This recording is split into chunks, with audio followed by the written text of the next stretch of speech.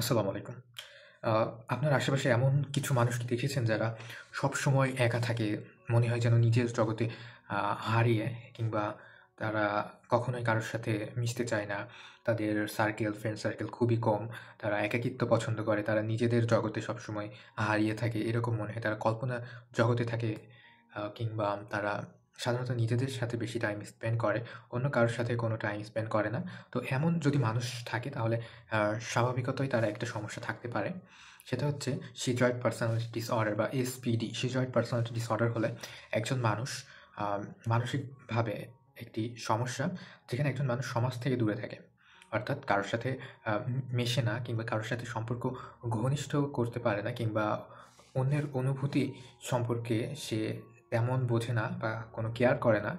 আ সে সাধারণত এই কারণে অন্যদের সাথে সম্পর্ক গড়ে তুলতে পারে না এবং ভালোবাসা এবং আবেগ এইগুলা সে প্রকাশ করতে পারে না। অর্থাৎ কারোর দুঃখে দুঃখী হওয়া কিংবা কারোর খুশিতে খুশি হওয়া এ ধরনের আবেগ অনুভূতিও আ সে প্রকাশ করতে পারে না বা প্রকাশ করে না। তো শিজয়েড পার্সোনালিটি ডিসঅর্ডার বা এসপিডি এর লক্ষণ কী? প্রথম কথা হচ্ছে একাকিত্ব পছন্দ করে। অর্থাৎ তারা বেশিরভাগ সময় একা থাকে। একা থাকতে সবথেকে বেশি স্বস্তি বোধ করে এবং সামাজিক অনুষ্ঠান যেমন কোনো পার্টি যদি হয় কিংবা কোনো বিয়ের অনুষ্ঠান হোক কিংবা যেকোনো ধরনের অনুষ্ঠানে সে কারো সাথে মেলামেশা করতে পারে না কিংবা সেখানে যেতে সে আগ্রহী হয় না।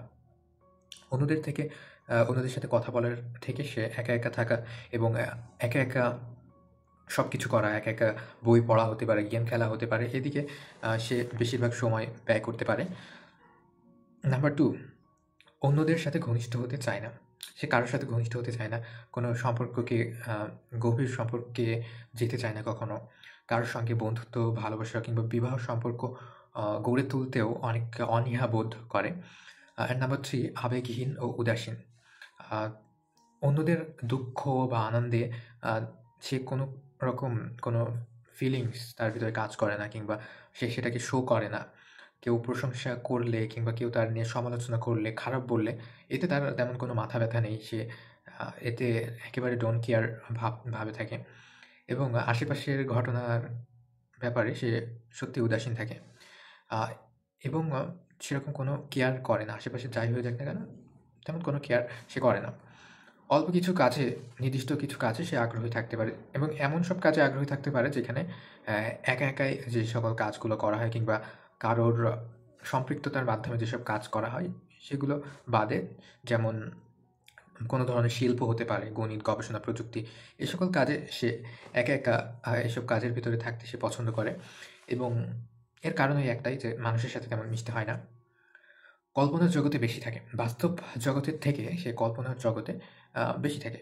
অর্থাৎ সে মনে হয় যেন যেন কোনো একটা ইমাজিনেশন এ সে ডুবে গেছে, ভাবুক প্রকৃতির এরকম। আ তারপরে সামাজিক দক্ষতা কম। অর্থাৎ যে কমিউনিকেশন স্কিলটা তার সেটা সবথেকে কম এবং এর ফলে সে আ বিভিন্ন ধরনের সমস্যাতে তার পড়তে হয়। কাউকে কিছু বলতে পারে না। এসপিডি এর কারণ কি? প্রথমত জেনেটিক কারণ হতে পারে। পরিবারে যদি কারোর এসপিডি বা এই মানসিক সমস্যা থাকে ইতিহাসে, তাহলে উত্তরাধিকারী সূত্রে এটা আসতে পারে। কিংবা মানসিক আঘাত বা ট্রমা। ট্রমা থেকেও এটা হতে পারে যে ছোটবেলায় বিভিন্ন ধরনের ট্রমা, এর কারণে এটা হতে পারে। শৈশবে একাকিত্ব বা অবহেলা। যদি শিশুরা ছোটবেলায় ভালোবাসা বা যত্ন না পায় এবং আ মিলেমিশে না চলে একেবারে একা, একা বড় হয়, একা, একা সময় কাটায়, এরকম হলে আ এই ধরনের এসপিডি বা মানসিক সমস্যাটা হতে পারে। এর প্রভাবে কি হতে পারে? এর প্রভাবে পরিবার এবং বন্ধুদের থেকে আলাদা হয়ে যেতে পারে। কর্মক্ষেত্রে সেরকম উন্নতি আসে না। কারণ এখানে কমিউনিকেশন স্কিলস এর ব্যাপারটা তার ভেতরে খুবই কম। এবং এইটার থাকার কারণে সে কোনো প্রমোশন পেতে তার কষ্ট হয়, বেগ পেতে হয়। আবেগ প্রকাশ করতে পারে না। আবেগ প্রকাশ না করতে পারায় মানুষ তাকে নির্বোধ মনে করে। মানুষ তাকে রোবটের মতো ভাবে।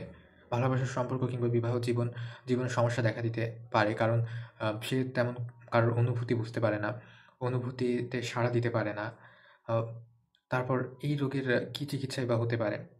এটার কিছু চিকিৎসা যেমন থেরাপি, কাউন্সেলিং অ্যান্ড সাইকোথেরাপির মাধ্যমে তাকে কিছুটা ভালো করা যেতে পারে এবং এটা নিরাময়যোগ্য বলে বিবেচনা করা হয়। একজন মানসিক বিশেষজ্ঞ বা স্পেশালিস্ট একে বিভিন্ন থেরাপির মাধ্যমে বা সঠিক কাউন্সেলিংয়ের মাধ্যমে তাকে এই পার্সোনালিটির পরিবর্তন আনতে পারে, কিংবা ঔষধের মাধ্যমে যদি তার কোনো মানসিক চাপ থাকে, অ্যাংজাইটি থাকে, কিংবা ডিপ্রেশন বা বিষণ্ণতা থাকে, তাহলে ডাক্তার কিছু ওষুধ দিতে পারেন এবং এর ফলে সে বেশ তার পার্সোনালিটিতে কিছু পরিবর্তন হতে পারে, উন্নতি হতে পারে। পারিবারিক এবং বন্ধুদের সহায়তা।